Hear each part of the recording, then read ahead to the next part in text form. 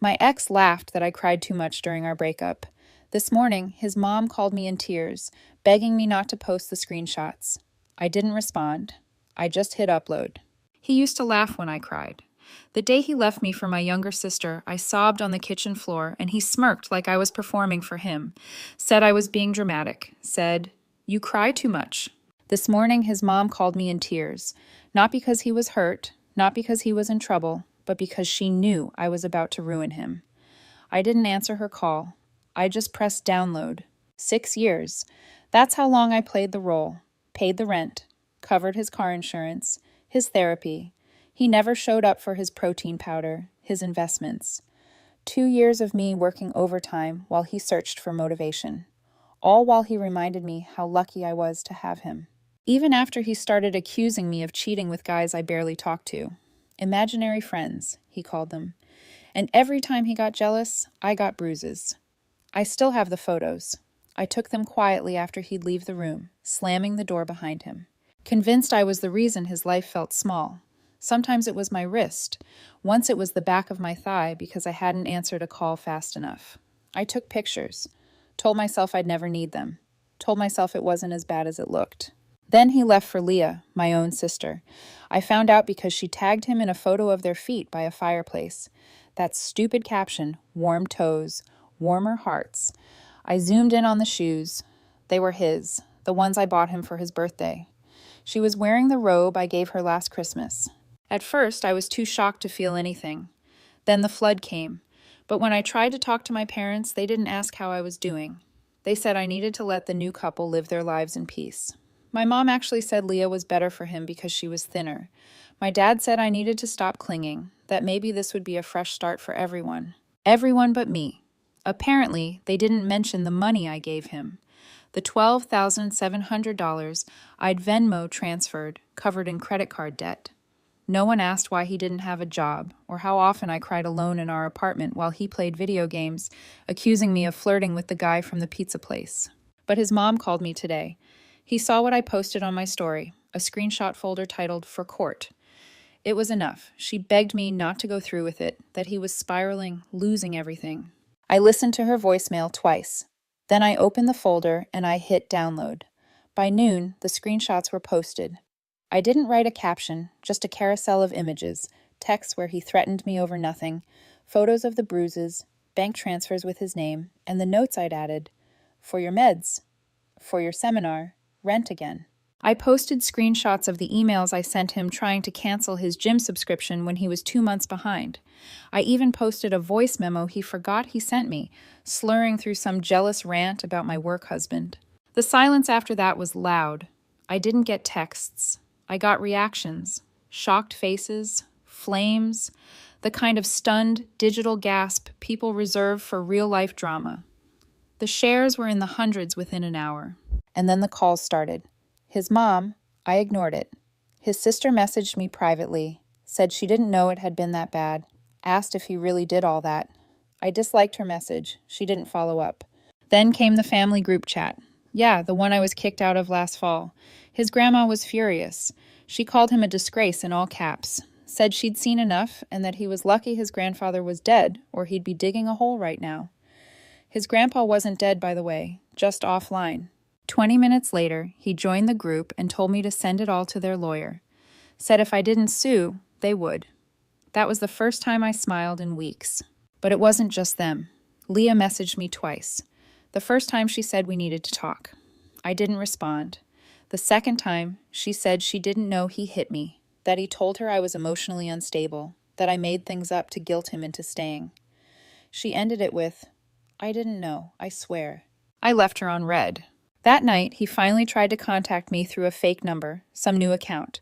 The message just said, "You win. Happy win." I wanted to scream. I wanted to go back to every night I fell asleep thinking I'd ruined something, that I wasn't enough, that if I just tried harder, he'd love me again.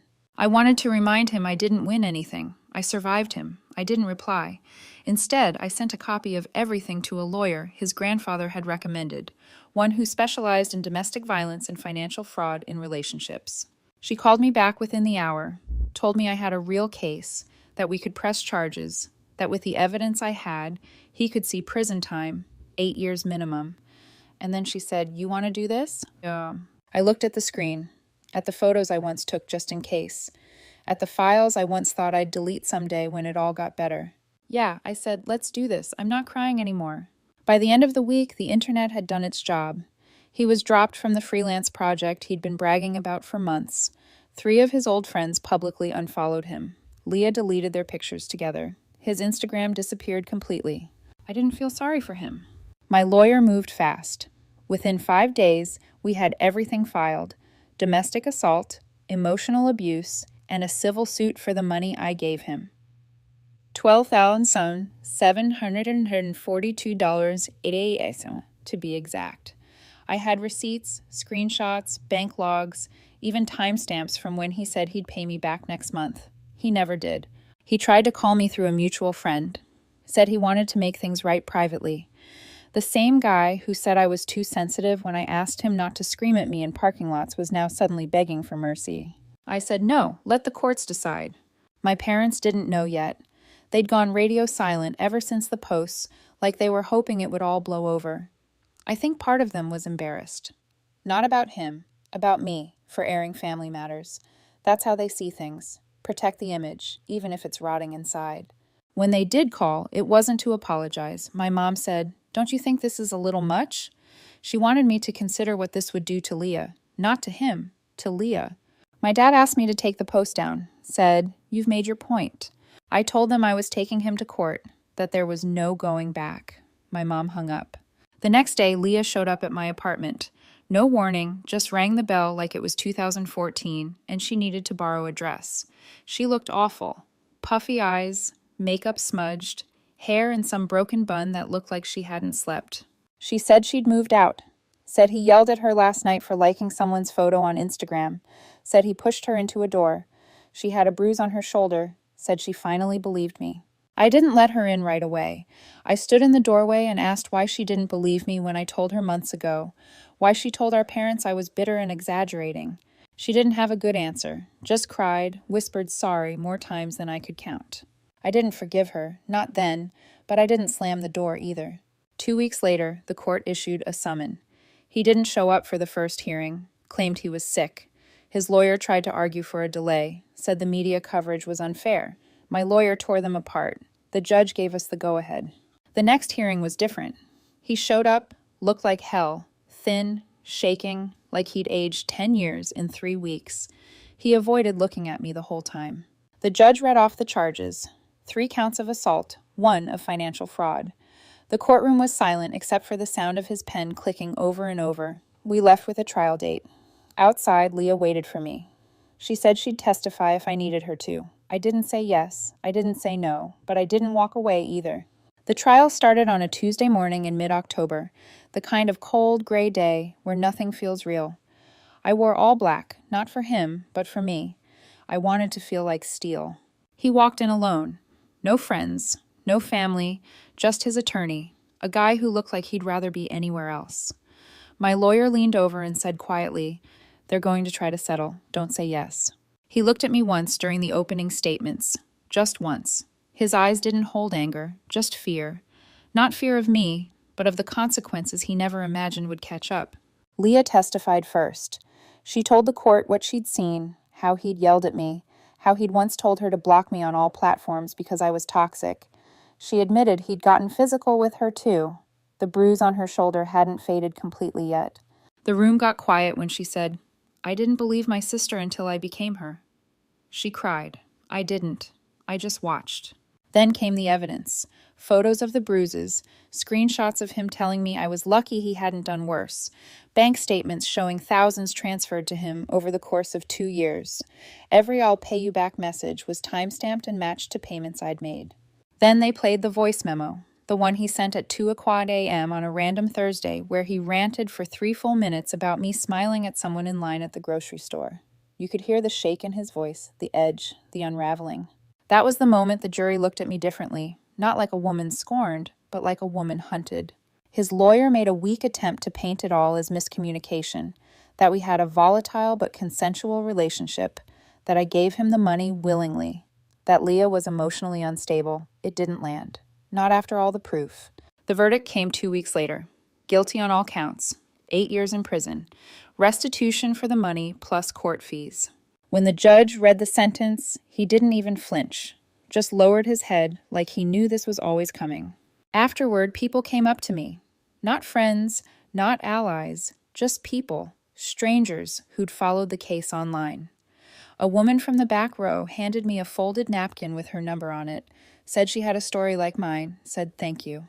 My parents didn't show up for the trial. But that night, I got a call from my dad.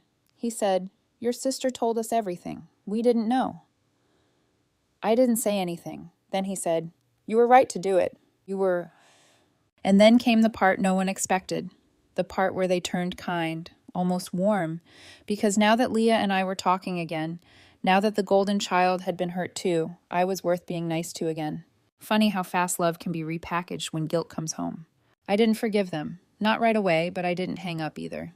3 days after the sentencing, I got a letter, handwritten, no return address, just my name carefully printed in uneven block letters.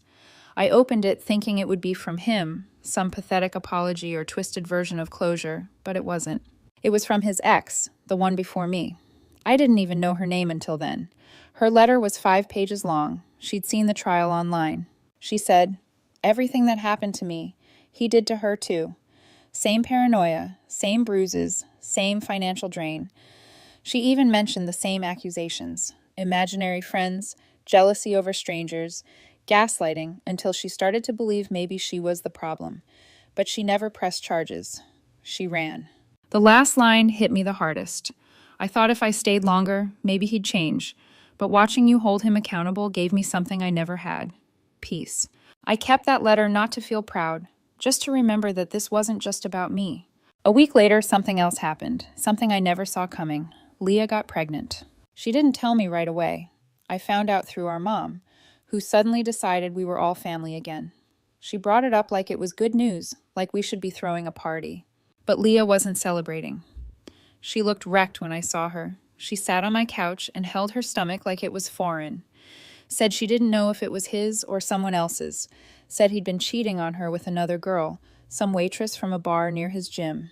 She asked me what she should do. Not mom, not dad, me. I didn't give her advice. I just told her I'd stand by her, whatever she chose. 2 days later, she miscarried. That broke her in a way even he hadn't. For weeks, she stayed with me, didn't want to go home. She barely spoke, just walked around my apartment like she was afraid to touch anything. Then one night, she sat next to me on the floor and said, "I ruined your life, and now I don't even have one." I told her the truth. "You didn't ruin it. You were just part of the fire. He was the one who lit the match." We sat like that for a long time.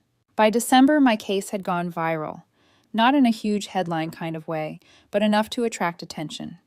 A producer from a documentary series about financial abuse reached out, asked if I'd tell my story. I almost said no. Then I remembered that letter, the ex, the way it could have gone worse, the women who never get their stories heard. So I said yes. The day before filming, I went back to the apartment I used to share with him. The lease was still in my name until the trial ended. The landlord gave me the keys one last time to clear out anything left. In the back of the closet, I found a notebook, his, tucked under old shoes. It was filled with weird lists. People he hated, people he wouldn't forgive, ideas for podcasts, fitness goals. And then I found a list titled, "People Who Owe Me." My name was first. He'd written next to it, "Took everything. Will pay eventually." I stood there for a long time staring at it. Then I tore the page out, folded it, and walked out of that place forever. Some debts never get paid, and some pay more than they ever expected. The documentary dropped on a Thursday night. I didn't watch it. I couldn't. I spent that evening organizing my kitchen cabinets and playing music too loud, just to drown out the anxiety. I didn't even tell most of my friends it was airing. I wasn't trying to be a public figure. I just wanted the truth to be out there one time in my words. By the time I woke up Friday morning, my phone was vibrating nonstop. Notifications stacked on top of each other like a glitch. Instagram DMs, missed calls, Twitter mentions, tagged posts, even emails. One of my old coworkers messaged me just the words, "You did it." I opened Instagram. My followers had doubled overnight. The clip they'd used for the trailer, just 10 seconds of me saying, "He never hit me in the face. Only places I could hide," had gone viral. 10 million views in one night. I couldn't wrap my head around it. People were sharing their own stories under the hashtag that came from the documentary's title, #SheDidn'tDelete It. It felt surreal. Thousands of strangers thanking me, confiding in me, sending pictures of journals, screenshots, court dates they'd scheduled because they watched my story. My inbox turned into a mosaic of pain, rage, and healing. Leah watched it alone. She told me later she sobbed through most of it. She said she felt like she was watching a movie she'd lived in without knowing the plot. She kept asking why I never told her the worst parts, why I didn't scream it in her face the day she took him. I told her something that surprised even me, because I was still ashamed. She didn't try to fix it. She just nodded. My parents started acting like they were part of it. My dad shared the documentary link on Facebook with some generic caption about strength and truth. My mom posted a photo of me as a kid and said how proud she was. Suddenly, the same people who told me to stay quiet were pretending they'd always believed in me. I didn't call them out. I didn't comment. I let it be what it was. A costume they wore now that silence wasn't trendy anymore. A month later, I got a letter from the court. The civil suit had been processed. He was ordered to pay me $12,742.88 in restitution, plus legal fees and damages. He'd serve 8 years minimum, and they'd start collecting the money as soon as he was out. It won't come quickly. Maybe not all of it, but I'll get it eventually. Every paycheck he earns for the rest of his life will have a portion carved out for me. Not because I need the money, because I earned it, because it was mine, because I was never the one who owed. And then something unexpected happened. The waitress, she messaged me. The one he was cheating on Leah with, the one from the gym bar. She was 19. Said she'd only been with him for a month when he got arrested. He told her I was a bitter ex trying to ruin his life. When the trial ended and the truth came out, she broke down. She said she couldn't believe how close she came to being the next one. I told her she was lucky, and I meant it. She started volunteering with Leah at her nonprofit. That's how I found out Leah had started a support group. Every Wednesday night, survivors met in a little church basement and talked. I went once, just sat in the back, didn't speak. One woman there said something I'll never forget. He didn't ruin me. He delayed me. That stuck with me. My old apartment is gone now. Someone else lives there. I drove by once just to make sure. New curtains, new plants on the balcony, someone else's life entirely. I hope they never know what happened in those walls. And as for me, I'm okay. Not healed, not perfect, but real. I laugh again. I sleep through the night. I go out without checking over my shoulder. I date cautiously, but I don't flinch when someone raises their voice. That part of me is still tender, but it's not broken. He once said I'd never leave, but I did. And he once said no one would believe me, but they did. In the end, he thought he had control. He thought I'd erase the evidence, delete the photos, forgive him quietly. He was wrong. I pressed download, and I never looked back. It's been about 6 months since the sentencing, and somehow my life feels like it's mine again. A few weeks ago, I got offered a position at the nonprofit Leah works for. They wanted someone to manage survivor outreach and organize workshops. I wasn't sure at first. It felt too close to home, but I said yes. The weird thing is, I actually like it. It's not about reliving my story every day. It's about using it to make sure someone else doesn't end up writing theirs the same way. Leah is different now. Still her, but softer. She's in therapy, and sometimes when she talks, it feels like she's just waking up from a long, strange dream. We've had some brutal conversations about what happened, what we both ignored, but there's honesty now, real ugly honesty, and somehow that's brought us closer than we've ever been. And this part is wild. I ran into his mom in a grocery store of all places. She looked like she saw a ghost. At first I thought she'd walk away, pretend not to notice me, but she didn't. She walked up and said, "You did what none of us could. You stopped him." I didn't say anything. She just nodded and walked away. Some days, I still feel the weight of everything. The trial, the internet, the people who reached out, and the ones who didn't. But there are mornings now where I wake up and the first thing I feel isn't fear or sadness. It's peace. I never thought I'd say this, but I'm kind of excited about what's next. New apartment, new work, new life.